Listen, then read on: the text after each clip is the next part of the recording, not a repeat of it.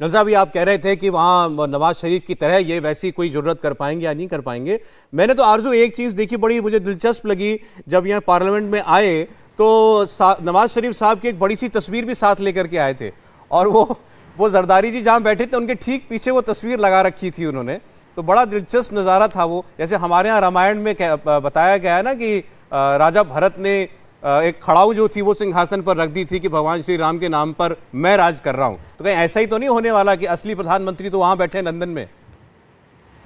देखिए, बिल्कुल पॉसिबल है और ऐसा हो सकता है, लेकिन क्योंकि जाहिर है हमेशा से नवाज शरीफ साहब भी जो है सीट पर रहे हैं, तो यकीनन उनके बड़े भाई भी हैं, तो रिस्पेक्ट दे रहे होंगे अपने भाई को।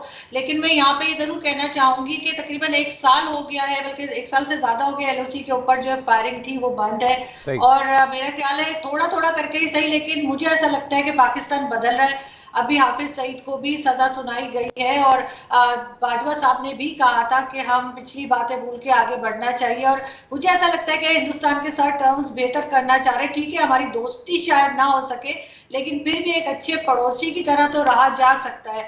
और एस्टेब्लिशमेंट हो या फौज कह लें आप, तो उनका रवैया काफी बदला हुआ लग रहा है। चाहे उसका जो भी रीजन आप लोग निकाल लें, एफएटीएफ निकाल लें या कुछ भी, लेकिन हमने काफी 1-1.5 साल में काफी चीजों में फर्क पड़ते हुए देखा है, जो कि एक अच्छी बात है। ये बिल्कुल ठीक कह रही हैं आप। एलओसी पर खामोशी है, तोपों की गर्जना नहीं सुनाई दे रही है, गोलियों की तड़तड़ाहट भी कम सुनाई दे रही है, क्योंकि वहां से इन्फिल्ट्रेशन तो होती है अभी भी, लेकिन उसमें भी कमी आई है। अब्दुल समद याकूब साहब हमारे साथ जुड़े हैं, पीटीआई के नेता इमरान खान साहब की पार्टी के। स्वागत है आपका समद साहब। आज आपकी पार्टी ने वॉकआउट कर दिया पार्लियामेंट से, और बिना किसी सामने विरोध के शहबाज शरीफ प्राइम मिनिस्टर चुन लिए गए हैं।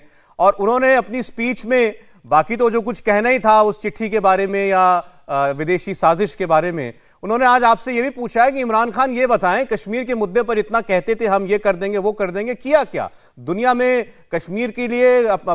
जैसा आप लोग कहते हैं कि हम कश्मीर का कॉज उठाएंगे, क्या किया? देखिए, कश्मीर का जो इशू है वो डिप्लोमेटिकली उठाया जा सकता है, वर्ल्ड कम्युनिटी को आगाह किया जा सकता है। आर्टिकल 370 हो, 335A हो, उस पर प्रोटेस्ट किया जा सकता है। अब वहां से कोई जंग तो नहीं की जा सकती कि उसके लिए कोई जंग, अगर 75 साल से, अगर जिसको आप पाकिस्तान ऑक्युपाइड कश्मीर कहते हैं, वो 75 साल से आप भी 1 इंच नहीं ले सके और 75 साल से हम भी आपसे 1 इंच नहीं ले सके। ये बात तो एक अंडरस्टूड सी बात है कि स्टेटस को मेंटेन्ड है, कि उसको एलओसी कह लें, जब तक या तो वो उसकी सूरत हाल है कि वो इंटरनेशनल बॉर्डर डिक्लेयर हो जाए, कोई सोल्यूशन निकल आए, जो कि पहले जो है वो मुशर्रफ के दौर में एक वक्त पे हम करीब पहुंच गए थे शायद किसी सोल्यूशन की तरफ।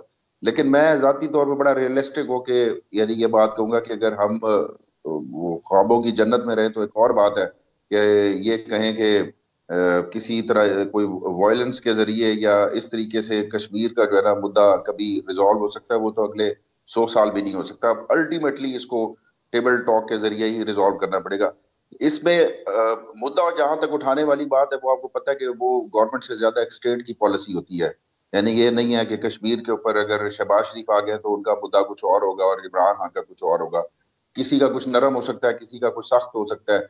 वो एक ऐसा इशू चला आ रहा है कि हमारे बाप दादा से हम सुनते आ रहे थे, और अगले जो नस्लें होंगी वो भी इसी पे ही बात कर रही होंगी। समझ साहब, आप हमेशा अपनी सिर्फ पार्टी से बंधी हुई लाइन की बात नहीं करते, आप अपने आप पर्सनल व्यू पॉइंट भी देते हैं। तो मुझे ये बताइएगा जरा कि इस वक्त पाकिस्तान में कश्मीर को लेकर के, मुद्दे को लेकर के हिंदुस्तान के साथ कैसे टर्म्स रखने हैं?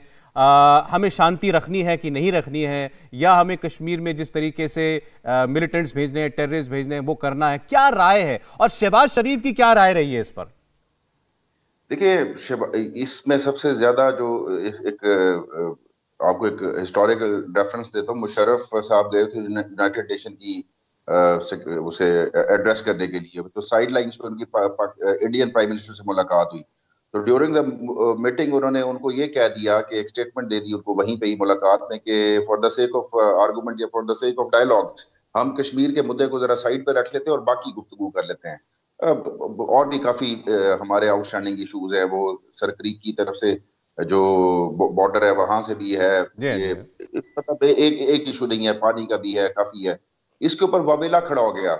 इसके ऊपर जो यहाँ का प्राइम मिनिस्टर था जफरुल्लाह जमाली, उसने स्टेटमेंट दे दी कि नहीं नहीं नहीं, ये हो नहीं सकता, तरदीद कर दी उस पर कि जी ये कैसे हो सकता है कि जी मुशर्रफ ने जो है वो, हालांकि मुशर्रफ डिक्टेटर था, ये कैसे हो सकता है कि मुशर्रफ ने ये कह दिया हो कि भाई वो कश्मीर के मुद्दे को साइड।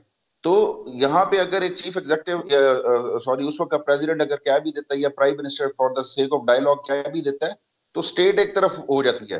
तो इस तरह अगर मैं आपको अपनी जाती राय दूं कि अगर हम एक दूसरे से कोई डायलॉग करने के लिए कश्मीर के मुद्दे को तो चलो अलहदा डिस्कस कर लेंगे, और बाकी मुद्दों पे आ जाते हैं, ट्रेड पे आ जाते हैं, कल्चरल एक्सचेंज पे आ जाते हैं, कोई इस तरह की कोई बात हो जाती है, तो कोई मानने को तैयार ही नहीं होता।